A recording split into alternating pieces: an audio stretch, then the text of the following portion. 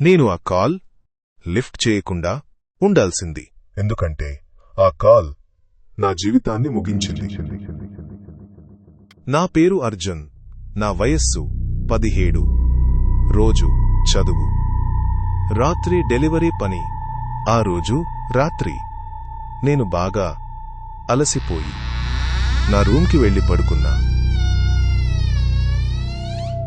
ఆ రాత్రి 2:30 నా ఫోన్ మోగింది.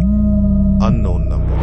కొన్ని సెకండ్లు చూస్తూనే ఉన్నాను, కానీ నేను లిఫ్ట్ చేసి, హలో అర్జున్, ఎవరు నువ్వు? నువ్వు అక్కడ ఉండకూడదు.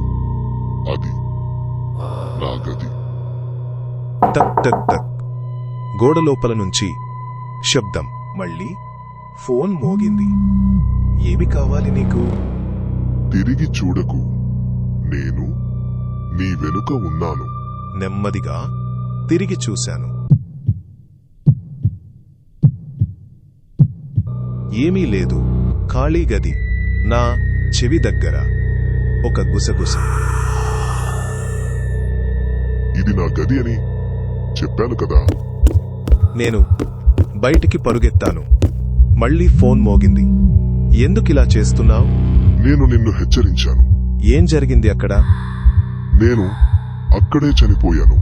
ఎలా? నేను కూడా నీలాగే ఒంటరిగా. నాకు ఒక కాల్ వచ్చింది. నేను దాన్ని ఎత్తాను. తర్వాత నేనే కాల్ చేసేవాడిగా మారాను. నా ఫోన్ మళ్ళీ వెలిగింది. Incoming call. ఈసారి నా నంబర్ నుంచే. వెనుక నుంచి అడుగుల శబ్దం. తిరిగి చూశాను. నన్నే చూశాను. అదే ముఖం, అదే కళ్ళు, కాని ప్రాణం లేని చూపు. అతను నవ్వాడు.